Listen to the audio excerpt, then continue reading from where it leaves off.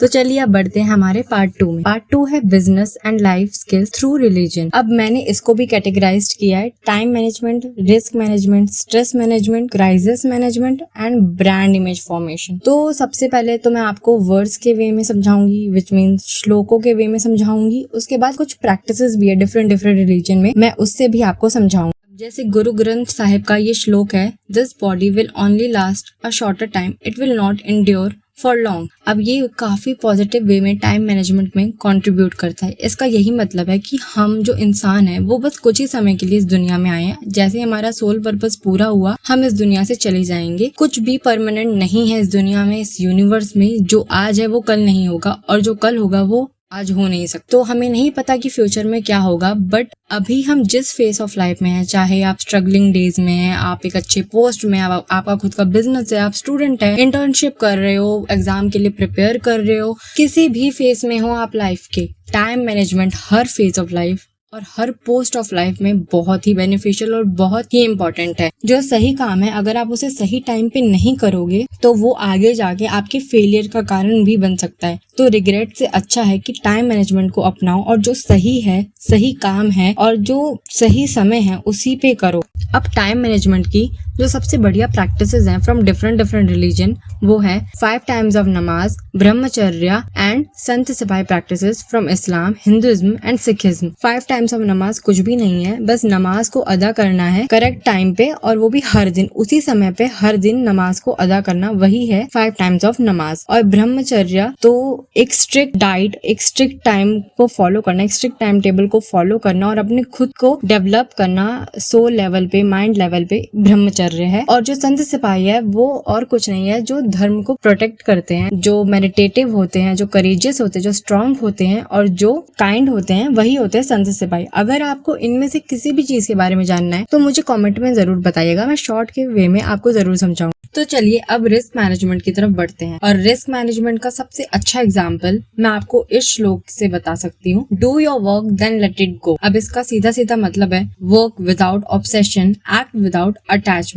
इसका मतलब ये है कि अपने काम को तो करो, पूरी शिद्दत से, ईमानदारी से करो, लेकिन ये नहीं कि उसके पीछे इतना ज्यादा ऑब्सेसिव हो जाओ कि आप खुद की मेंटल हेल्थ को भी बर्बाद कर दो, खुद की फिजिकल हेल्थ को भी बर्बाद कर दो। आप जो भी काम कर रहे हो, जो भी आपकी ड्यूटी है उसे करो, बट उससे अटैच मत हो, इतना अटैच और ऑब्सेसिव मत हो जाओ कि खुद को ही आप खत्म कर दो। लेट मी टेल यू, वो काम कभी भी सही नहीं होता जिसमें आपका खुद का नुकसान हो रहा हो, जिसमें आप खुद बर्बाद हो रहे हो। तो ये रिस्क मैनेजमेंट की तरफ आपको ले जाता है ये श्लोक, एंड आई थिंक सो कि ये ट्रेडर्स ज्यादा अच्छे से समझ पाएंगे।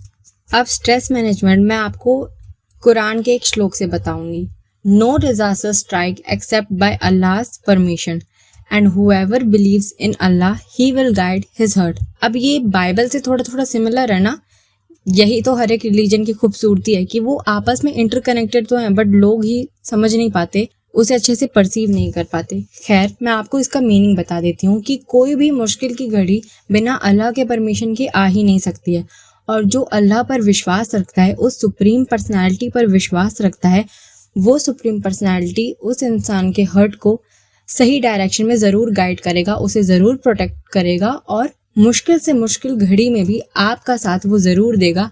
अगर आप अभी रंक हो तो वो आपको राजा भी बहुत जल्दी बना देगा।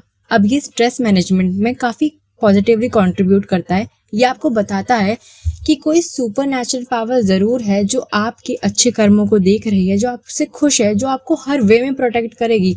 तो स्ट्रेस क्यों लेना, आप उन पे ट्रस्ट करो। And let me tell you, here is a note, trust is not a laziness, it's action with surrender. मतलब अगर आप किसी सुप्रीम पर्सनैलिटी पे विश्वास कर रहे हो तो इसका मतलब ये नहीं कि आलसी बन जाओ, इसका ये मतलब है कि आप अपना कर्म, अपनी ड्यूटी करो, but with the feeling of surrender और एक्सेप्टेंस जरूर रखना, अपनी ड्यूटी जरूर करना और ट्रस्ट जरूर रखना।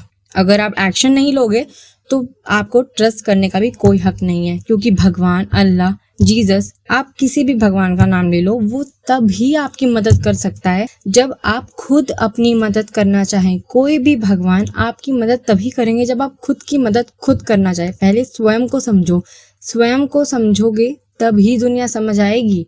डिफरेंट रिलीजन में बहुत सारी प्रैक्टिसेस भी है स्ट्रेस मैनेजमेंट को लेके, जैसे इस्लाम में दुआ और सिखिज्म में सिमरन है, नाम जप है, और हिंदुइज्म में तो योगा है। तो ये सब कहीं ना कहीं आपके स्ट्रेस मैनेजमेंट में ही मदद करते हैं। ये आपको स्ट्रेस से रिलीफ रखते हैं। प्रेयर्स आपको सचमुच में स्ट्रेस से रिलीफ पहुंचाते हैं। अगर आपको नहीं विश्वास होता तो आज ही आप पूजा करें, या फिर नमाज पढ़ें, या फिर बाइबल रीडिंग करें, या फिर गुरु ग्रंथ साहिब पढ़ें। आपका रिलीजन, आपके गॉड आपको सचमुच में स्ट्रेस से रिलीफ देते हैं। नाम सिमरन करके तो देखो, योगा करके तो देखो। आप एक्शन करोगे नहीं तो फिर आपको पॉजिटिव आउटकम मिलेंगे कैसे?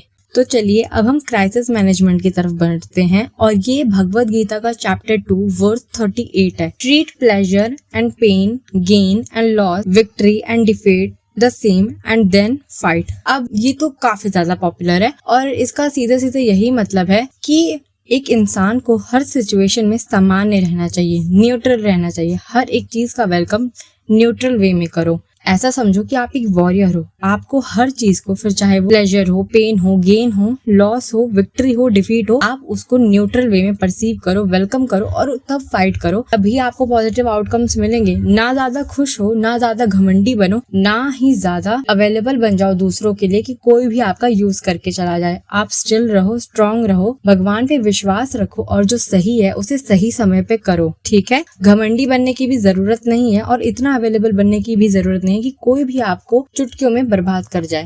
अब ये एक स्पेशल पॉइंट है, इमोशनल रेगुलेशन। इमोशनल रेगुलेशन से रिलेटेड बहुत सारी प्रैक्टिसेस डिफरेंट रिलीजन में है जो इसे इनहांस करती हैं। जैसे कि सिखिज्म में सत्संग है, नाम सिमरन है, और संत सिपाही है, और इस्लाम में नमाज है, हिंदुइज्म में भगवत गीता है, ब्रह्मचर्य है, और क्रिश्चियनिटी में प्रेयर एंड एक्सेप्टेंस है। ये सारी प्रैक्टिसेस या फिर ये सारी चीजें आपको इमोशनली रेगुलेट करती हैं। ये आपकी इमोशनल रेगुलेशन में बहुत ही पॉजिटिव इफेक्ट लाती हैं, और ये पता है कब पॉसिबल हो सकता है इन्हें करना, या फिर इन्हें सही ढंग से करना? ये सिर्फ तभी पॉसिबल हो सकता है जब आप रिलीजन को सही ढंग से समझो, परसीव करो, खुद पढ़ो। ये नहीं कि कोई आपको बता के जा रहा है तो आपको हाँ ठीक है यही सच होगा। नहीं, कोई क्यों बता के जा रहा है? आपका रिलीजन है ना, तो खुद पढ़ो। अगर आपको दूसरे के रिलीजन में कोई चीज अच्छी लगती है तो आप खुद पढ़ो। अगर कोई चीज बुरी लगती है, उसके बारे में रिसर्च करना है, तो खुद करो ना। आप दूसरे से क्यों सुन रहे हो? ये सिर्फ पॉसिबल है पर तब जब आप खुद के रिलीजन को सही ढंग से पढ़ो। पहले खुद को जानो। The answer of question number first is yes. अगर आपका परसेप्शन सही है तो वो आपको सफल भी बना सकता है, बट अगर परसेप्शन ही गलत है, अंडरस्टैंडिंग ही गलत है, एक बेस अंडरस्टैंडिंग ही गलत है, तो ऑब्वियसली वो आपको बर्बाद करेगा। नाउ सेकंड क्वेश्चन का आंसर मैं आपके खुद के ओपिनियन और पर्सपेक्टिव के बेस पर ही लेने की सलाह दूंगी। सो थर्ड क्वेश्चन का आंसर तो मैंने थ्रू आउट द वीडियो दे दिया है। अगर आपको कोई चीज ना समझ आई हो तो उसे रिप्ले करके जरूर देखना। अगर मेरे से किसी के भी रिलीजियस सेंटिमेंट हर्ट हुए हो तो उसके लिए I am very sorry, but like subscribe जरूर करना अगर आपको पसंद आई हो और लॉजिकल लगा हुआ हो।